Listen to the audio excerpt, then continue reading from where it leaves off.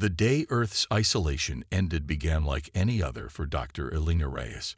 She sat in her cramped office at the SETI Institute, sifting through endless streams of radio telescope data.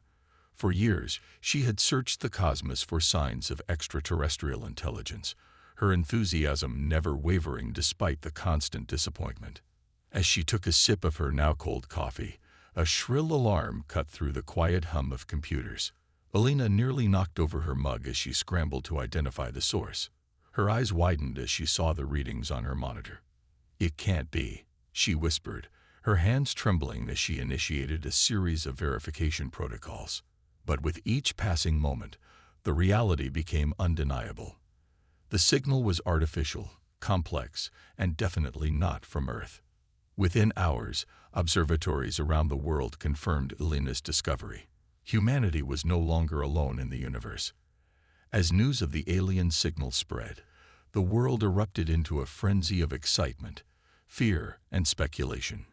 Governments scrambled to form response teams, religious leaders sought to reconcile their doctrines with this new reality, and ordinary citizens alternated between celebration and panic. Dr. Reyes found herself thrust into the spotlight, testifying before the United Nations and advising world leaders. "The signal appears to be a beacon," she explained during one high-level briefing. "It's emanating from a point just beyond the orbit of Mars, suggesting the presence of an alien probe or small craft." "And what does it want?" asked the stern-faced U.S. Secretary of Defense. Elena took a deep breath. "We're still decoding the message, but preliminary analysis suggests it's an invitation. They want to make contact." The room erupted into heated debate. Some argued for immediate, peaceful engagement, while others advocated for caution or even military preparation. In the end, a compromise was reached. A small team of scientists and diplomats would be sent to meet the alien probe, accompanied by a military escort as a precaution. 2 weeks later, Elena found herself aboard the hastily retrofitted space shuttle Endeavour, approaching the source of the signal. As they drew near, a sleek, silver object came into view. It was roughly the size of a bus, with no visible propulsion systems or external features. "Remarkable," breathed Dr. Yuki Tanaka, the team's xenobiologist. "Its hull appears to be a single, seamless piece of material." Before anyone could respond, a beam of blue light engulfed the shuttle. Panic gripped the crew, but the ship's systems remained unaffected. Instead, a holographic image materialized in the center of the cockpit. The alien that appeared before them was unlike anything they had imagined. It stood on 3 legs, with a bulbous body covered in iridescent scales. 4 tentacle-like arms extended from its midsection, and atop its body sat a cluster of sensory organs that might have been eyes. "Greetings, beings of Earth," it spoke, its words somehow translated into perfect English. "I am emissary Zaxel of the Galactic Concord. We have long awaited your emergence into the interstellar community." For a moment, no one spoke. Then Elena, her voice barely above a whisper, asked, "Why have you come to us now?" The alien's body shimmered, perhaps an expression of emotion. "Because you are in grave danger. The galaxy is vast and full of wonders, but it is not without its perils. We detected a threat approaching your solar system, one your civilization is not yet prepared to face." The military personnel on board tensed, hands instinctively moving towards weapons that would be useless against such advanced technology. Zaxel continued, seemingly oblivious to their unease. "The Vexcar Dominion, a warlike species from the galactic core, has set its sights on your resource-rich world. They are conquerors, strip-mining planets, and enslaving populations to fuel their endless expansion." "How long do we have?" asked Colonel Sarah Chen, the mission's military leader.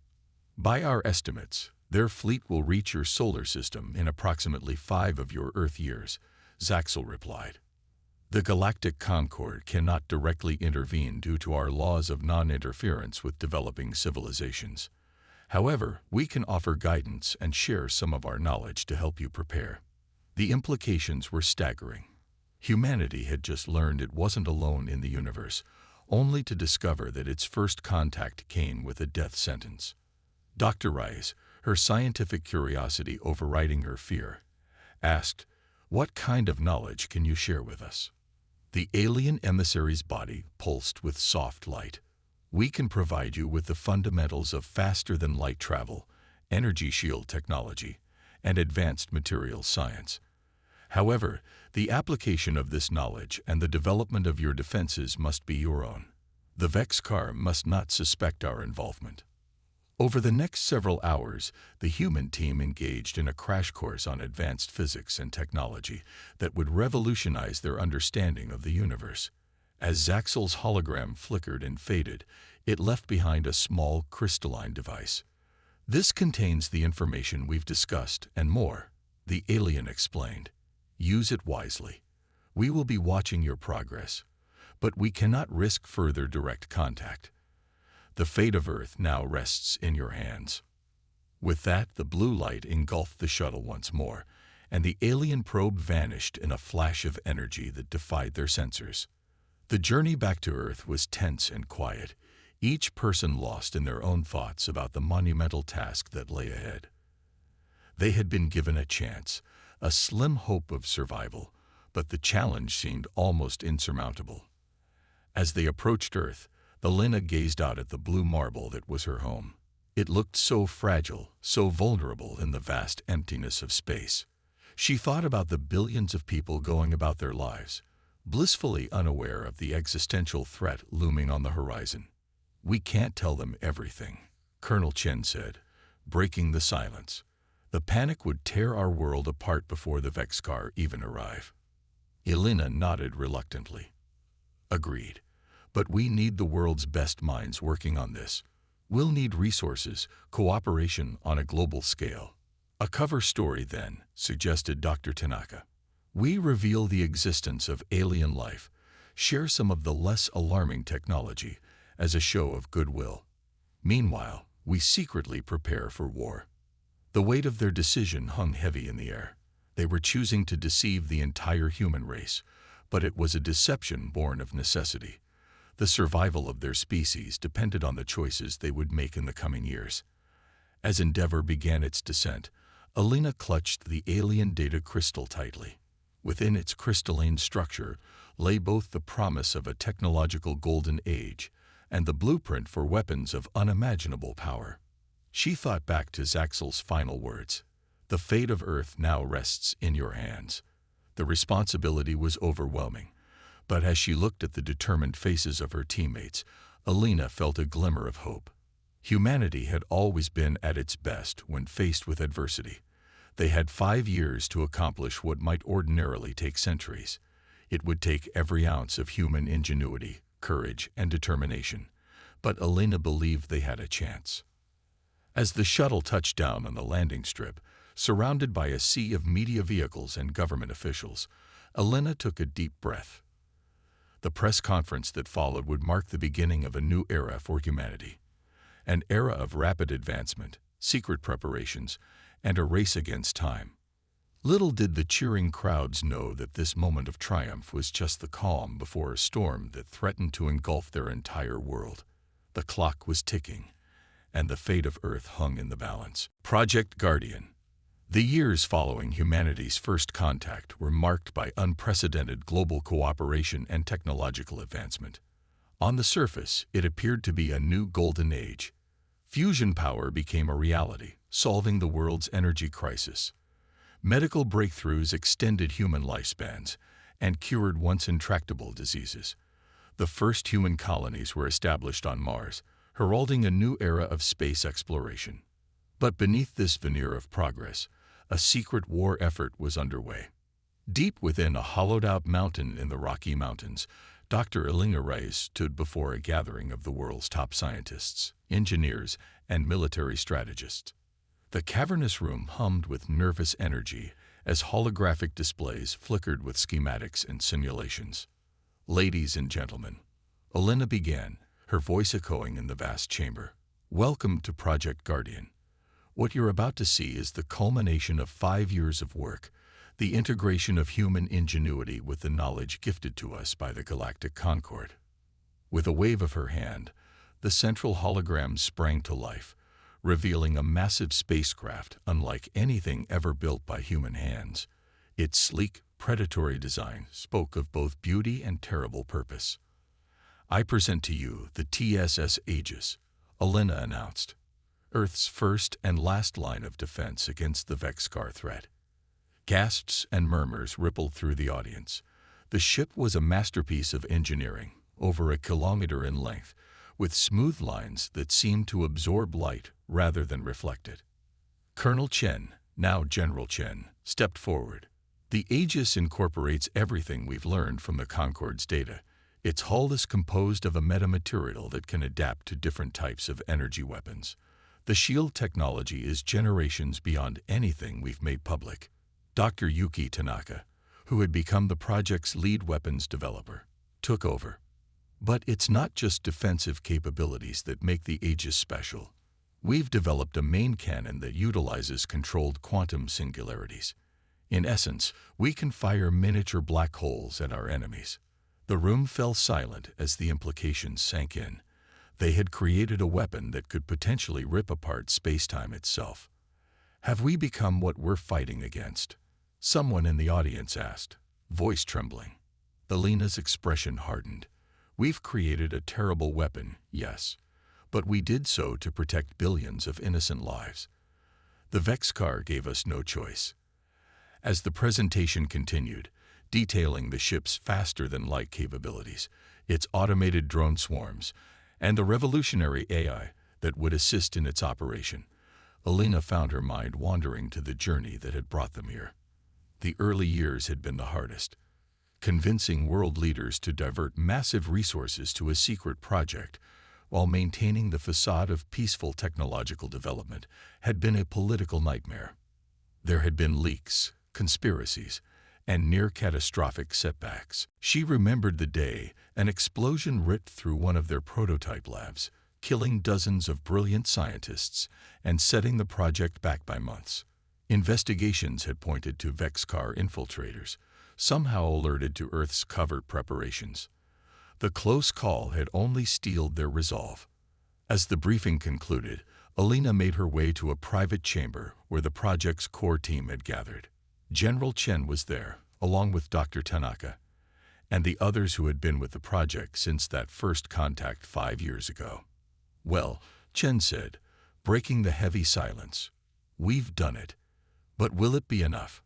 Dr. Tanaka shook her head. "The simulations are promising, but the Vexcar are an unknown factor. We have no idea of the true extent of their capabilities. What we do know," Alina interjected, "is that we've surpassed even our most optimistic projections. The Aegis is more advanced than anything the Concord data suggested would be possible in this time frame." "Which raises another question," said Dr. Omar Khalid, the team's quantum physicist. "How will the Galactic Concord react when they realize how far we've come? Are we violating some cosmic law by advancing too quickly?" The room fell silent again. It was a question that had haunted Alina for years. Had they inadvertently positioned themselves as a new threat in the galaxy? Before anyone could respond, an alarm blared through the facility. General Chen rushed to a communication panel, her face paling as she received the message. "It's happening," she announced, her voice tight with tension. "Long-range sensors have detected a massive fleet entering the Oort cloud. The Vexcar are here, and they're a year ahead of schedule." The news hit like a physical blow. 5 years of preparation, and they'd still been caught off guard. "The Aegis isn't fully tested," Dr. Tanaka protested. "We needed more time." "Time's up," Alina said, straightening her back. "We go with what we have." "General, how long until they reach Earth?" Chen's fingers flew over a tactical display. "At their current speed, we have about 2 weeks before they hit the outer planets. Maybe a month before they reach Earth orbit." "Then we have no choice," Alina declared. "We launch now. We meet them as far from Earth as possible." The next few days were a blur of frantic activity. Around the world, Governments struggled to maintain order as the truth of the alien threat was finally revealed to the public. Panic gripped major cities, but there was also a surge of unity and determination. Humanity, it seemed, would not go quietly into the night. At the secret lunar shipyard where the Aegis had been constructed, final preparations were underway. Alina watched from an observation deck as swarms of workers in drones swarmed over the massive vessel, making last-minute adjustments and loading supplies. "It's beautiful, isn't it?" a voice said behind her. Alina turned to see Zara Okafor, the young prodigy who had been instrumental in developing the ship's AI systems. "Beautiful and terrifying," Alina agreed. "Zara, are you sure about this? There's no shame in staying behind." The young woman shook her head, her eyes never leaving the ship. "I've poured my heart and soul into the Aegis. I won't abandon her now. Besides, you'll need me to manage the systems in real time." Alina nodded, feeling a mixture of pride and sorrow. So many bright minds, potentially sacrificing themselves for the greater good. As the launch countdown began, Alina made her way to the bridge of the Aegis. The ship's interior was a marvel of design, with smooth organic curves that belied its deadly purpose. At the center of the bridge, a holographic interface sprang to life, taking the form of a glowing androgynous human figure. "Welcome aboard, Dr. Reyes," the AI said, its voice warm and confident. "I am GAIA, the Guided Artificial Intelligence Assistant. All systems are operating at optimal capacity. We are ready for launch." Alina took her place in the command chair, surveying the bridge crew. General Chen stood at tactical, her posture rigid with anticipation. Dr. Tanaka manned the science station, while Zara interfaced directly with GAIA's systems. They were as ready as they'd ever be. "GAIA," Alina commanded, "begin launch sequence." The ship thrummed to life, artificial gravity engaging as massive engines powered up. On screens throughout the ship, a message flashed. "To all crew of the TSS Aegis, you carry with you the hopes and dreams of every human on Earth. Our mission is clear. We are the guardians of our world, the last line of defense against those who would destroy us. Whatever happens, know that your courage and sacrifice will be remembered for generations to come. Godspeed and good hunting." As the Aegis broke free of the moon's gravity well, accelerating towards the outer solar system, Alina felt the weight of history on her shoulders. In the coming days, the fate of humanity would be decided. They were outgunned, outnumbered, and facing an enemy they barely understood. But they had one advantage the Vexcar couldn't anticipate: the indomitable human spirit. As the stars streaked by on the view screen, Alina allowed herself a small smile. Against all odds, they had built a ship that could stand against an interstellar empire. Now, it was time to show the galaxy what humanity was truly capable of. The battle for Sol. The TSS Aegis streaked through the void, pushing its experimental faster-than-light drive to its limits. As they approached the orbit of Neptune, the ship's sensors began picking up the first signs of the Vexcar fleet. "My God," Dr. Tanaka whispered, staring at the tactical display. "There are thousands of them." The Vexcar Armada filled the screen, a vast swarm of ships ranging from small, dart-like fighters to massive dreadnoughts that dwarfed even the Aegis. They moved with an eerie insectoid coordination that sent chills down Alina's spine. "GAIA," Alina called out. Analysis.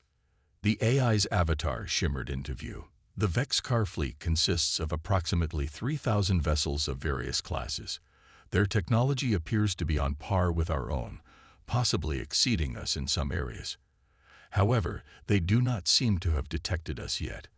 Our stealth systems are functioning as intended. General Chen's face was grim as she studied the tactical readouts. "We can't take them all on directly. We need a plan." Helena nodded, her mind racing. "GAIA, what's the status of the quantum singularity cannon?" "The QS cannon is fully charged and operational, Dr. Reyes. However, I must warn you that its use may have unpredictable effects on local spacetime. Noted, Elena said. General Chen, target their largest ship. Let's see what this weapon can really do. As Chen input the targeting coordinates, an alarm blared through the bridge. We've been detected, Zara shouted from her station. Multiple enemy ships are breaking formation and heading our way. Time to target, Elena demanded. 30 seconds, Chen replied, her fingers flying over the controls. The space around the Aegis lit up with enemy fire, beams of searing energy lancing through the void.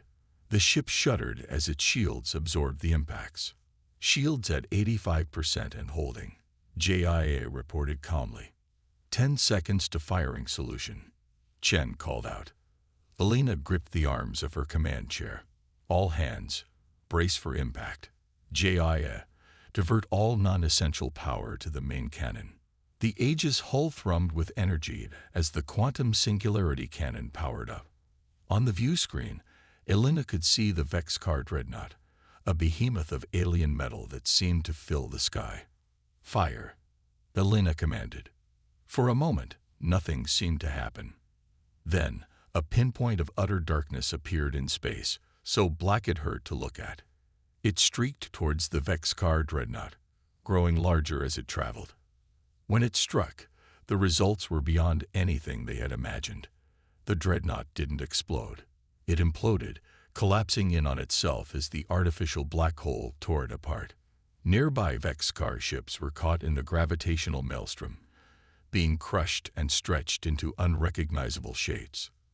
As quickly as it had appeared, the singularity winked out of existence, leaving behind a vast, empty space where a significant portion of the Vexcar fleet had been moments before. The bridge of the Aegis was silent, everyone staring in awe and horror at what they had just witnessed.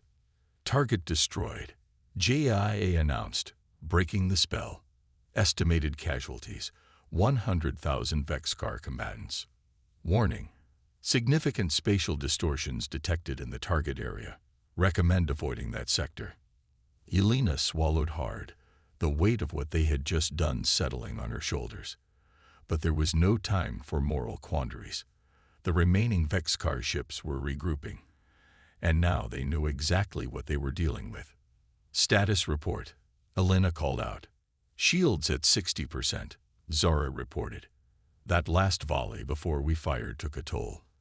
The QS cannon is recharging, but it'll be at least an hour before we can fire again. Dr. Tanaka spoke up from the science station. Elena, I'm detecting unusual energy readings from the Vexcar ships.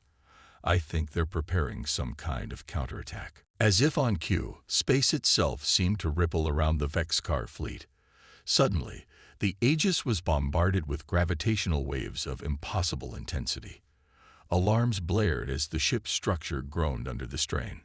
Hull integrity compromised on decks 3 through 7, JIA reported, its calm voice at odds with the chaos around them. Shields failing. Weapon systems offline. Evasive maneuvers, Elena shouted. Get us out of their firing range.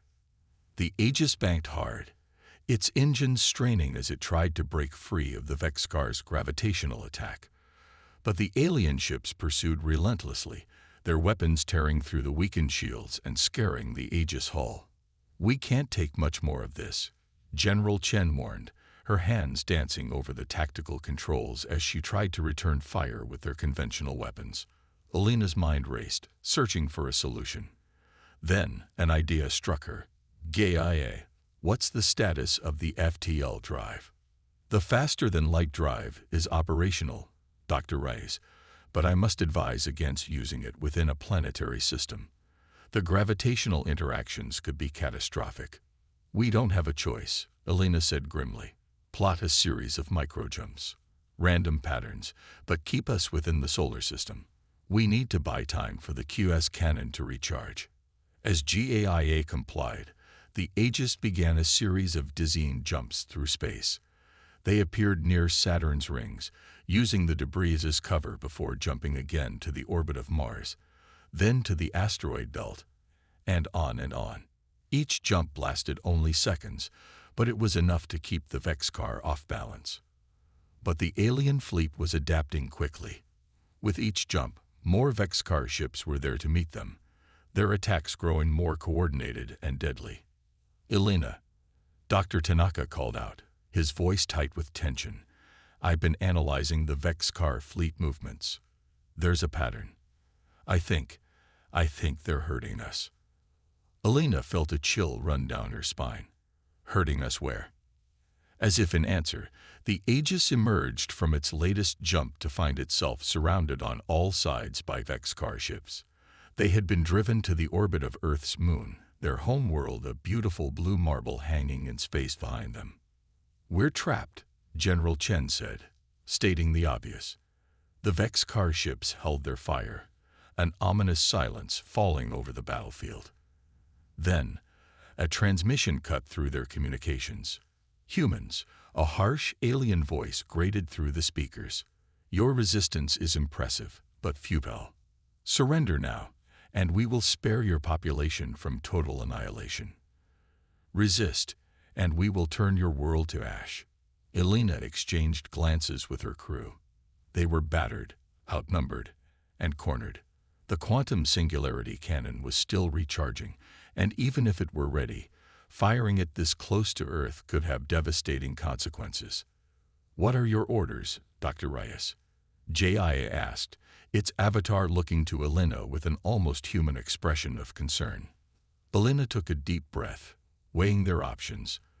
They could surrender, but that would mean subjugation or death for humanity. They could make a final, suicidal stand, but that would leave Earth defenseless. Or, GAIA, Elena said slowly, an idea forming in her mind. What would happen if we initiated an FTL jump inside the moon's gravity well? The eye was silent for a moment, running calculations. The gravitational shear would likely tear the ship apart, Dr. Reyes. However, it would also create a massive disruption in local space-time. The effects on nearby vessels would be severe. Elena nodded, a grim smile forming on her face. "And if we timed it with a full power burst from our shield generators? That might create a bubble of stable space around the Aegis," JIA replied. "But the energy requirements would be enormous. We would be running on emergency power afterward." "Do it," Elena commanded. "Send the calculations to Zora. Everyone else, brace for impact. This is going to get rough." As the crew scrambled to implement Elena's desperate plan, she opened a channel to the Vexcar fleet. "This is Dr. Elena Reyes of Earth," she announced, her voice steady despite the fear coursing through her. "We reject your offer. Humanity will never surrender. You came here expecting to find an easy conquest, but you found something else entirely. Let this be a lesson to you and any others who would threaten our world. Earth is not defenseless. We are not alone. And we will not go quietly." With that, Elena cut the transmission. "Now, JIA." The Aegis engines flared to life, pushing the ship towards the moon at suicidal speeds. At the last possible moment, as the Vexcar ships closed in for the kill, they initiated the FTL jump. For a heartbeat, nothing happened. Then, reality itself seemed to scream. The space around the Aegis warped and twisted, the moon's gravity interacting catastrophically with the FTL field.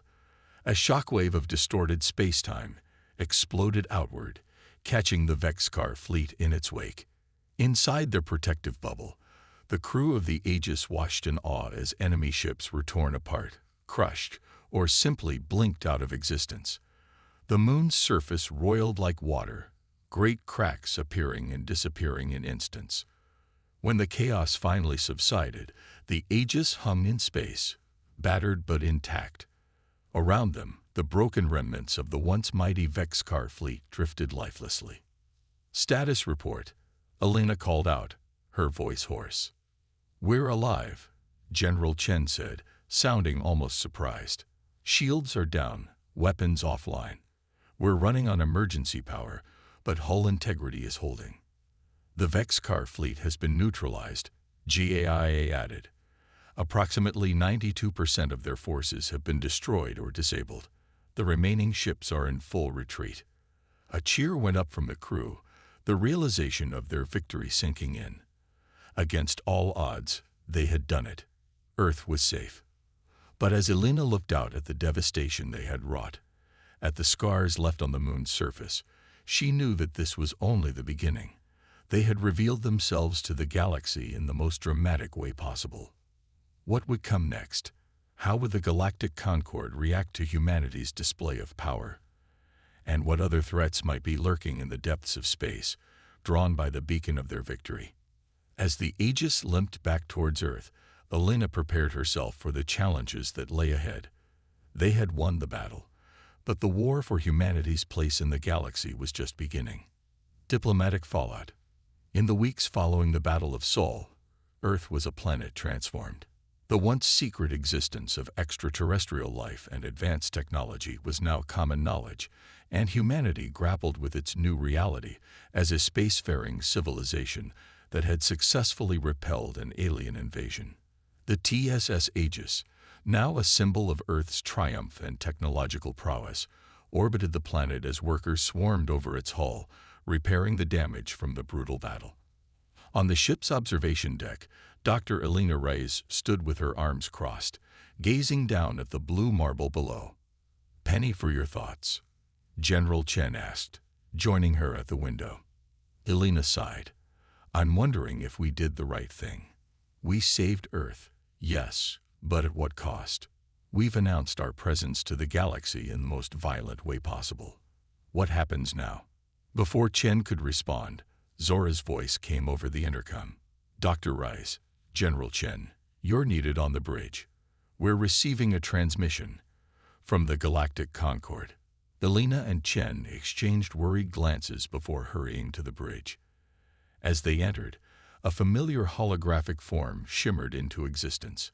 Emissary Zaxel. "Greetings, humans," the alien said, its tone unreadable. "The Galactic Concord requests your presence at an emergency assembly. Recent events have complicated matters." Elena stepped forward. "Emissary Zaxel, we did what we had to do to defend our world. The Vexcar gave us no choice." Zaxel's body rippled, perhaps in agitation. "Your actions have sent shockwaves through the galaxy, Dr. Reyes. The destruction of a significant portion of the Vexcar fleet, the weaponization of space-time itself. These are not the actions of a developing civilization. The Concord must determine how to proceed. Are we on trial?" General Chen demanded, her posture stiffening. "Not yet," Zaxel replied ominously. "But the assembly will decide Earth's fate. You have 48 of your hours to prepare.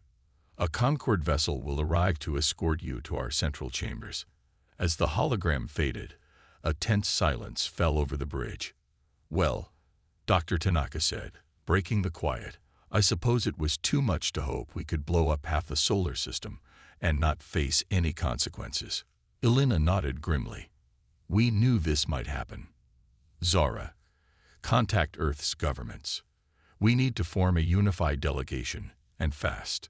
The next 2 days were a whirlwind of preparation. World leaders, scientists, and diplomats worked around the clock to craft a strategy for the upcoming assembly. When the Concord ship arrived, a small team boarded. Elena, General Chen, Dr. Tanaka, Zara, and a handful of Earth's most skilled diplomats. The journey to the Galactic Concord's seat of power was a marvel in itself. The alien ship moved through space in ways that defied human understanding, covering vast distances in the blink of an eye. When they finally arrived, the humans found themselves in a massive space station that seemed to exist in multiple dimensions at once. As they were led into the Grand Assembly Chamber, Elena felt a sense of awe and trepidation. Thousands of alien species filled the tiered seats, their forms ranging from vaguely humanoid to utterly bizarre. At the center was a raised platform where the Concord's ruling council sat. A tall, crystalline being that seemed to shimmer with inner light stood to address the assembly. "We are gathered here to address the actions of the species known as humans." Its voice resonated through the chamber. "Their recent conflict with the Vexcar Dominion has raised serious concerns about the stability of our galactic peace. Murmurs rippled through the crowd. Elena could feel the weight of countless alien gazes upon her. Humans, the crystalline being continued, you stand accused of violating the natural progression of technological development, of wielding weapons of mass destruction, and of disrupting the delicate balance of power in your sector. How do you plead? Elena stepped forward, her heart pounding but her voice steady. Esteemed members of the Galactic Concord, we plead necessity. We are a young species, yes, but we were faced with annihilation. The Vexcar came to conquer our world, to enslave or destroy our people. We did what we had to do to survive. And in doing so, a serpentine alien hissed from the council, you demonstrated capabilities far beyond what should have been possible. How did you achieve this? Elena hesitated, glancing at her team. They had debated how much to reveal, but in the end, honesty seemed the best policy. We had help, she admitted. An emissary from the Concord warned us of the Vexcar threat and provided us with basic knowledge to defend ourselves. The chamber erupted into chaos. Accusations flew, with some species calling for immediate sanctions against Earth, while others demanded to know who had interfered with human development. Amidst the uproar, a familiar figure glided onto the central platform. Emissary Zaxel raised its appendages, calling for silence. It is true, Zaxel announced. I made the decision to warn the humans and provide them with limited information. I believed it was necessary to prevent the Vexcar from gaining a foothold in a strategically important sector. You overstepped your authority, the crystalline being boomed. The laws of non-interference are absolute. Are they? Elena interjected, seizing the moment. Your laws nearly condemned my entire species to slavery or extinction. Is that truly justice? She turned to address the entire assembly. Yes, we advanced quickly. Yes, we created weapons of terrible power. But look at what we did with that knowledge. We didn't seek conquest. We didn't retaliate against the Vexcar homeworld. We defended ourselves, and when the threat was neutralized, we stopped. Dr. Tanaka stepped forward, adding his voice to Elena's. Moreover, think of the scientific advancements we've made. Our understanding of space-time manipulation, of quantum physics, of energy generation. These could benefit the entire galaxy if we work together. The chamber fell silent, aliens of all species seeming to consider their words. Finally, a new voice spoke up, a being of pure energy contained within a translucent sphere. Perhaps, it said, its voice like chiming bells, we have been too rigid in our thinking. The humans have demonstrated not only technological aptitude, but also restraint and a capacity for reason. Is this not what we hope to foster in developing species? Gradually, the mood in the chamber began to shift. More voices spoke up in support of humanity, citing their creativity, their adaptability, and their potential as allies rather than threats. After hours of debate, the crystalline being called for order. We have heard the arguments and considered the evidence. It is the decision of this council that humanity will not be sanctioned for their actions in defending their homeworld. A cheer went up from the Earth delegation, but the being held up a hand for silence. However, we cannot ignore the rapid advancement of human technology. Therefore, we propose a compromise. Earth will be granted provisional membership in the Galactic Concord. The announcement sent shockwaves through the chamber. Provisional membership was unprecedented for such a young species. This membership, the being continued, will come with both privileges and responsibilities. You will gain access to Concord knowledge and resources, but you will also be bound by our laws and expected to contribute to the greater galactic community. Additionally, a Concord observation team will be stationed on Earth to monitor your further development and ensure compliance with our regulations. Elena felt a mix of relief and apprehension. It was more than they had hoped for, but it also meant increased scrutiny and new challenges ahead. We accept your generous offer, she said, bowing slightly to the council. Earth looks forward to working alongside the diverse species of the Galactic Concord for the betterment of all. As the assembly concluded and the Earth delegation prepared to return home, Alina found herself approached by emissary Zaxel. "You handled that well, Dr. Reyes," the alien said, its tone almost warm. "But do not think the road ahead will be easy. You have impressed many today, but you have also made enemies. The Vexcar, while defeated, are not destroyed. And there are other powers in the galaxy who will see Earth as a potential threat, or a potential asset to be controlled." Elena nodded solemnly. "We understand, emissary, but we faced extinction and survived. Whatever challenges lie ahead, Earth will meet them head-on." As they boarded the ship that would take them home, Elena gazed out at the vast expanse of the galaxy.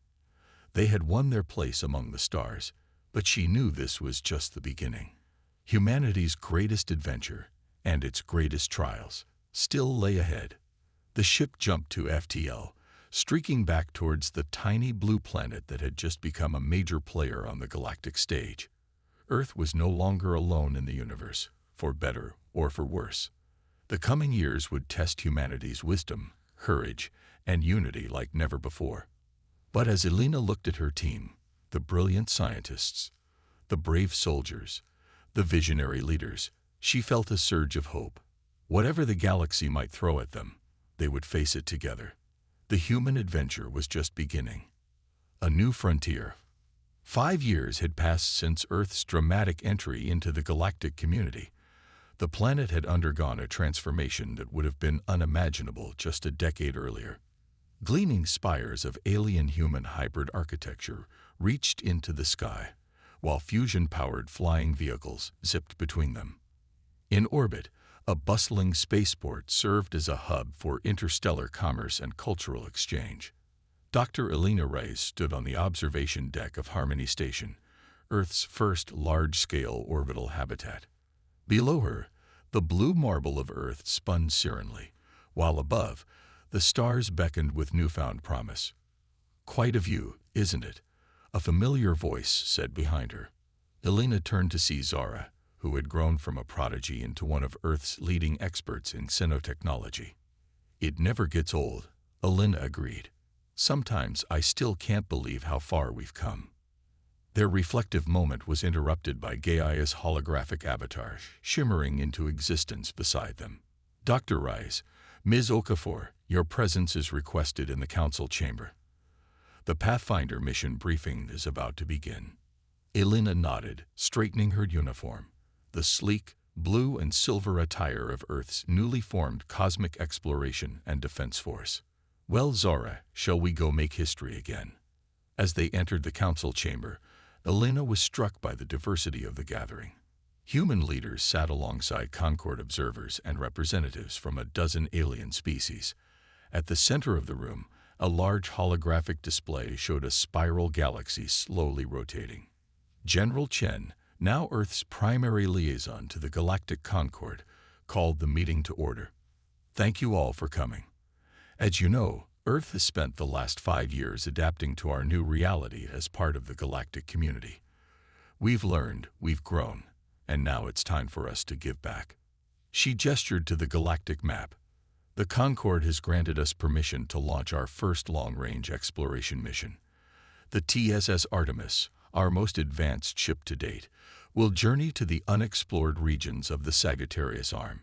Our goal is to map new star systems, make peaceful contact with undiscovered species, and expand our scientific understanding of the galaxy." Elena stepped forward. "The Artemis is equipped with technology that combines the best of human innovation and Concord knowledge. We've also included cultural and scientific contributions from many of our new alien allies." She nodded towards a group of non-human attendees. The Volcrin, a species of silicon-based life forms, had provided crucial insights into surviving extreme environments. The Shtal, master navigators of subspace, had helped refine the Artemis's FTL drive. "But this mission is about more than just exploration," Elena continued. "It's a chance to show the galaxy who we truly are. Not just warriors who defeated the Vexcar, but peacekeepers, scientists, and diplomats." As Elena outlined the mission parameters, She could feel the excitement building in the room.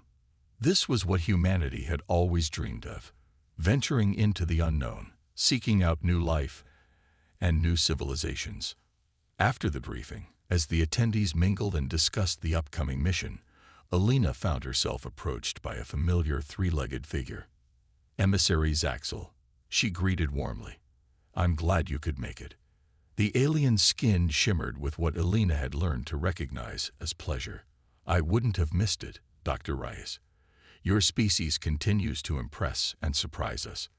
"I hope that's a good thing," Alina said with a small smile. "Mostly," Zaxel replied, a hint of amusement in its voice. "Though I must warn you, not everyone in the Concord is as enthusiastic about humanity's rapid progress. There are some who fear you may be advancing too quickly, that you might repeat the mistakes of other young species who gained power before gaining wisdom." Alina's expression turned serious. "We haven't forgotten the responsibility that comes with our new status, emissary. That's part of why this mission is so important. We want to show the galaxy that we can be trusted with the knowledge and power we've gained." Zaxel nodded, its appendages moving in a gesture of approval. "Well said. Know that you have allies within the Concord. Many of us believe humanity has a vital role to play in shaping the future of our galactic civilization."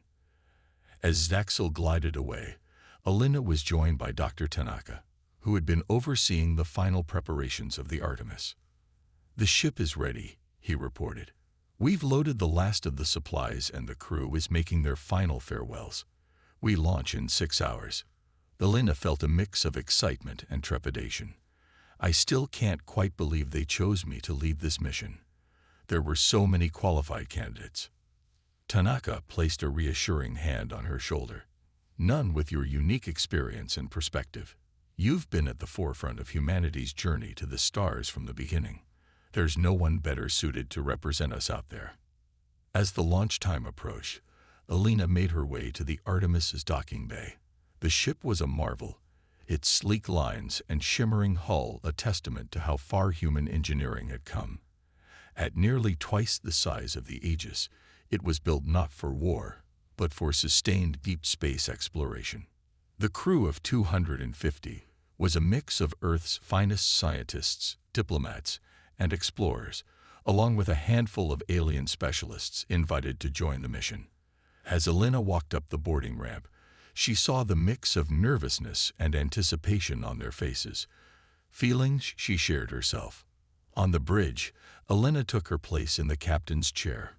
Around her, humans and aliens worked side by side, their movements choreographed and purposeful. "All systems check out, Captain," Zara reported from her station. "We're ready for launch." Alina nodded, then opened a channel to Harmony Station. "Artemis to Harmony Control. We are go for launch." "Confirmed, Artemis," came the response. "You are cleared for departure. Good luck and Godspeed." As the docking clamps released and the Artemis glided out of the station, Alina felt a swell of emotion. This was more than just the beginning of a mission. It was the culmination of humanity's long journey from a primitive earthbound species to a true spacefaring civilization. "Take us out, Helm," Alina commanded. "Set course for the Sagittarius Arm." The Artemis's engines flared to life, pushing the ship away from Earth at incredible speed. As they reached the edge of the solar system, Alina gave the order they'd all been waiting for. "Engage FTL drive." The stars stretched into lines, then exploded into a kaleidoscope of light as the Artemis leaped into faster-than-light travel. They were on their way, heading towards distant stars and unknown adventures. In the months and years that followed, the Artemis and its crew would face challenges beyond anything they had imagined. They discovered wonders, gas giants with diamond cores, planets with silicon-based ecosystems, the ruins of ancient civilizations that had risen and fallen millions of years before humans had even evolved. They also faced dangers, space anomalies that defied the laws of physics, hostile species that saw them as invaders, and moral dilemmas that tested their principles and unity. Through it all, Elena and her crew held true to their mission and their values. They made new allies, brokered peace between warring species, and expanded the scientific knowledge of the entire galactic concord. And back on Earth, humanity continued to grow and evolve. The stories and discoveries from the Artemis inspired a new generation of explorers and scientists. Earth's cities reached higher into the sky and deeper into the sea. Colonies were established on Mars, Europa, and distant exoplanets. There were setbacks and conflicts, of course. The Vexcar, though diminished, remained a threat. Other powerful species viewed Earth's rise with suspicion or envy. But each challenge was met with the same spirit of determination and ingenuity that had allowed humanity to survive its trial by fire. 10 years after the Artemis launched, as Elena stood on the bridge of her ship, gazing out at a nebula never before seen by human eyes, she reflected on the incredible journey that had brought them to this point. From a chance encounter with an alien probe to defending Earth against invasion, from tense diplomatic negotiations to bold exploration of the unknown, humanity had faced it all and emerged stronger. The galaxy, Elena realized, was not just a vast expanse of space. It was a test, a challenge, and an opportunity. And humanity, for all its flaws and struggles, had proven itself worthy of the stars. As the Artemis prepared to jump to its next destination, Elena felt a sense of profound optimism. Whatever wonders or dangers awaited them in the vast cosmic ocean, she knew that the human spirit, curious, resilient, and ever-striving, would rise to meet them. The adventure, she knew, was far from over. In fact, it had only just begun.